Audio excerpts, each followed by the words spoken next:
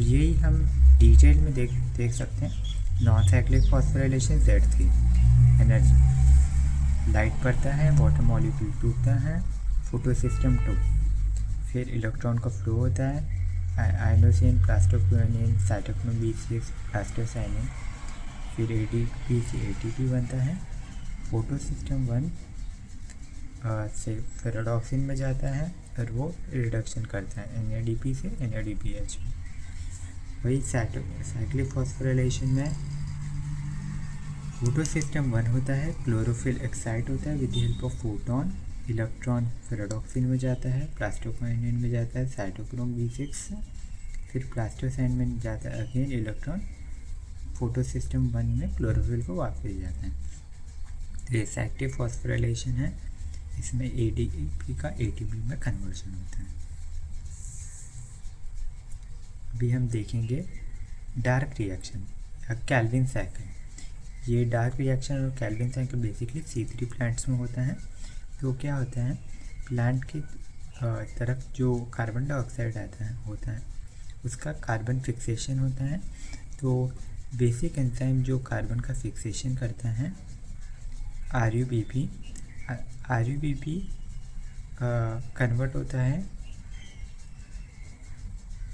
PGA में with the help of Rubisco enzyme, और ये PG फॉस्फोग्लिसरॉल्डिहाइड, ये बाद में इसका रिडक्शन होता है NADPH से NADP, फिर वो ग्लिसरॉल्डिहाइड 3 फॉस्फेट बनाते हैं। ग्लिसरॉल्डिहाइड 3 फॉस्फेट बाद में बायोसिंथेसिस में जाता है जो ग्लूकोज बनाता है। बाकी का ग्लिसरॉल्डिहाइड 3 फॉस्फेट रीजनरेशन में बनता है, तो वो वापस RUBP प्रोड्यूस करता है जिसमें ATP से ADP का कन्वर्जन होता है। अभी हमने देखा C3 प्लांट में बेसिक कार्बन फिक्सेशन होते हैं, बट अगेन 2 टाइप के प्लांट है जिसमें एक्सट्रीम हीट कंडीशन में plant different mechanism pathway use करते हैं, जैसे C4 प्लांट और CAM plant for extreme heat and desert condition.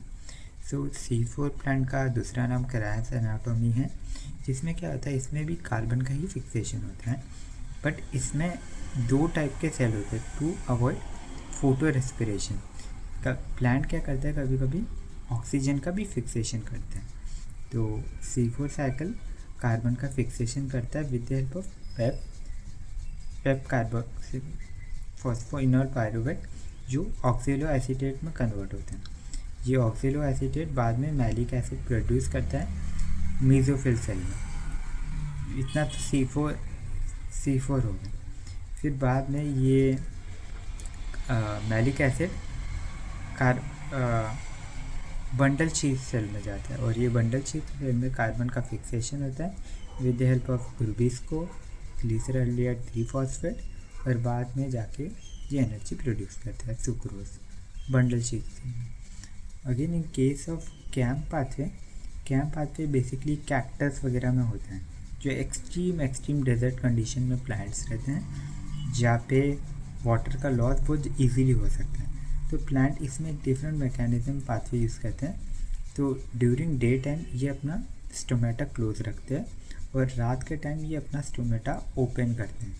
Stomata open करने के बाद ये रात को कार्बन का फिक्सेशन करते हैं मीजोफिल सेल में मैलिक एसिड, फिर कार्बन डाइऑक्साइड फिक्स करते हैं, फिर रुबिस्को से कैल्विन डार्क रिएक्शन होता है दिन के टाइम में, और वो सुक्रोज प्रोड्यूस करते हैं। बस इतना था फोटोसिंथेसिस।